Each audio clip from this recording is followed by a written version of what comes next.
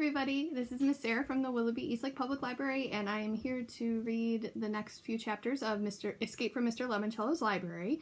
We're on chapter 15, which includes a great couple of words that are in Icelandic that I get to fumble all over, so let's enjoy that, okay?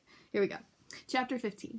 Everybody please take your seats, Dr. Zinchenko said to the parents gathered in the conference room at the Parker House Hotel. When do our kids come home? Asked one of the mothers. Rose has soccer at 2, said another. The librarian nodded. Mr. Lemoncello will... Just then, an accordion panel door at the far end of the room flew open, revealing the eccentric billionaire dressed in a bright purple tracksuit and plumed pirate hat. He was eating a slice of 7-layer birthday cake.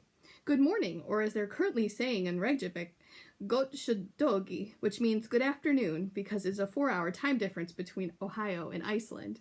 A fact I first learned spinning the globe in my local library. I know I just killed that, but we can Google search what it should have sounded like. Mr. Lemoncello, his banana shoes burp squeaking, stepped out of a room filled with dozens of black and white television monitors, the kind security guards watch at their workstations. Ladies and gentlemen, thank you for joining us on this grand and auspicious day. Today, I am pleased to announce the most marvelously stupendous game ever created, Escape from Mr. Lemoncello's Library. The entire library will be the board game. Your children will be the game pieces. The winner will become famous all over the world. How? Asked one of the fathers. By starring in all of my commercials this holiday season. TV, radio, print, billboards. Cardboard cutouts in toy stores. His or her face will be everywhere. Mrs. Daly raised her hand.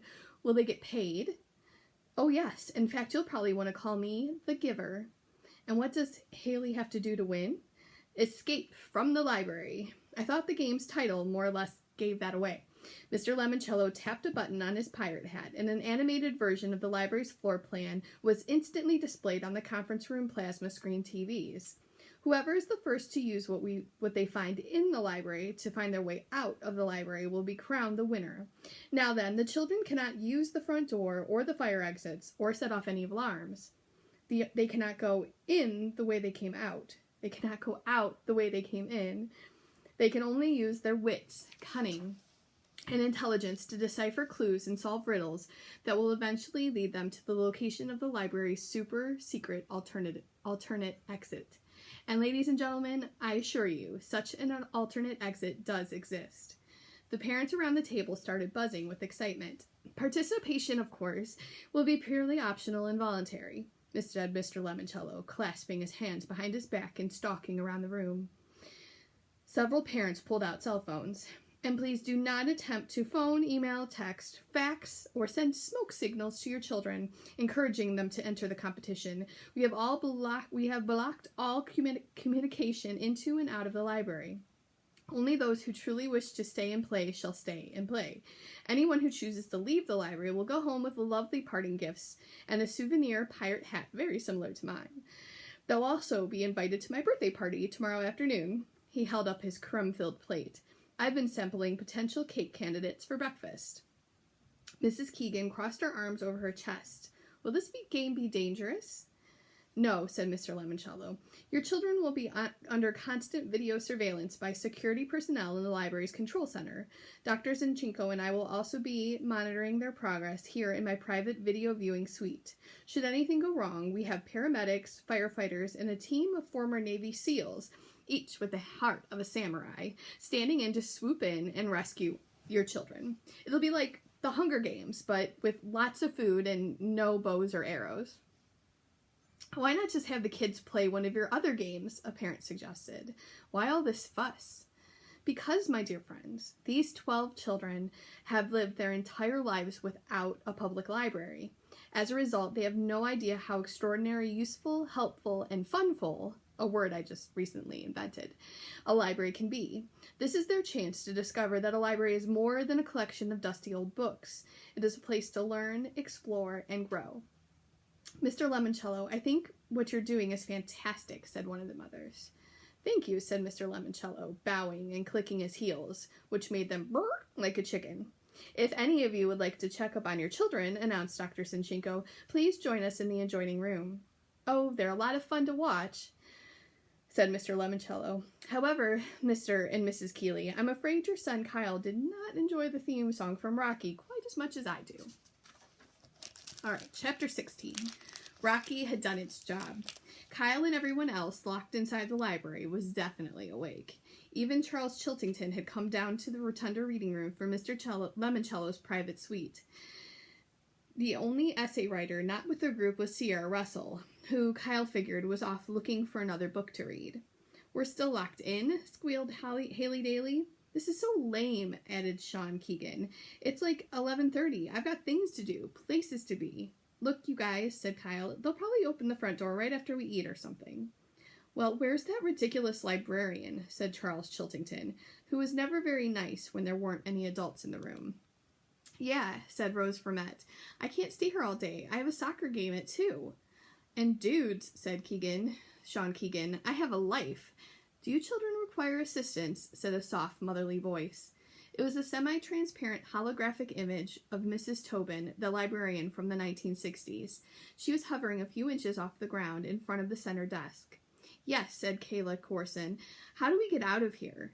The librarian blinked, the way a second-hand calculator, the one your oldest brother dropped on the floor a billion times, does when it's figuring out a square root. I'm sorry, said the robotic librarian. I have not been provided with the answer to that question. Will we be doing brunch here this morning? Chiltington asked politely. I'm not hungry, but some of my chums sure are. After all, it is 11:30. The kitchen staff recently placed fresh food in the Book Nook Cafe. Thank you, Mrs. Tobin, said Chiltington. Would you like anything? A bowl of oatmeal, perhaps? No, thank you, Charles. I'm a hologram. I do not eat food. I guess that's how you say so super skinny. Kyle shook his head. The smarmy guy was oilier than a soggy sack of fries. He was even sucking up to a hologram. Chiltington and the others traipsed off to have breakfast, but Kyle and Akimi stayed with the holographic librarian. I have a question, said Kyle. I'm listening. Is the librarian lock-in over? Are we supposed to go home now? Mr. Lemoncello will be addressing that issue shortly. Okay, thanks, Mrs. Tobin. You are welcome, Kyle. After the librarian faded to a flicker, Akimi said, By the way, Kyle, before we leave, you need to check out that room I slept in last night. The boardroom? Yeah, they call it that because, guess what? It's filled with board games. All Lemoncellos? Nuh-uh, stuff from other companies. Some of it goes way back to the 1890s. I think it's Mr. Lemoncello's personal collection. It's like a museum up there. Kyle's eyes went wide. You hungry? He asked. Not really. We ate so much last night. You think we have time to check out the game museum? Follow me. The two friends bounded up a spiral staircase to the second floor, where they found another set of steps to take them to the third. When he entered the boardroom, Kyle was blown away. Wow! The walls were lined with bookcases filled with antique games, tin toys, and card games. This is incredible. I guess, said Akimi, if you like games. Kyle smiled, which, I do. They spent several quiet moments wandering around the room, taking in all the wacky games that people used to play. There was one display case featuring 8 games with amazingly illustrated box tops. A tiny spotlight illuminated each one. I wonder what's so special about these games, said Kyle. Maybe those were Mr. Lemoncello's favorites when he was a kid. Maybe. But the slogan etched into the glass case confused Kyle. Luigi Lemoncello, the first and last word in games. But these aren't Lemoncello games, he mumbled. The first spotlighted game in the case was Howdy Doody's TV game. After that came Husker Du, You Don't Say, Like Minds, Fun City, Big Six sports games, Get the Message, and Rough and Ready. It's a puzzle, Kyle said with a grin. I thought they were games. They are, but if you string together the first or last word of each game title, he tapped the glass in the front of the first box on the bottom shelf, you get the message. Really? Said Akimi, sounding extremely skeptical.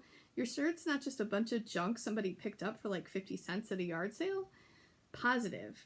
Kyle pointed to each box top as he cracked the code. Howdy do you like fun games? Get ready. Miguel Fernandez barged into the boardroom. Here you are. We need you guys in the Electronic Learning Center now.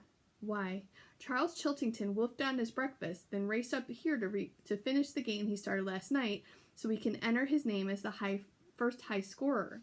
So, the game he's playing is all about medieval castles and dungeons. This time Akimi said it. So, he's escaping through the sewers. The game has smell-o-vision. You ever smell a medieval sewer? Trust me, it's foul and disgusting. The three of them dashed up the hall and entered the stinky room where Charles was sitting in a vibrating pedestal chair, thumbing his controller. As his avatar sloshed through a sewer pipe, the subwoofers built into his seat made every squish and splat rumble across the floor.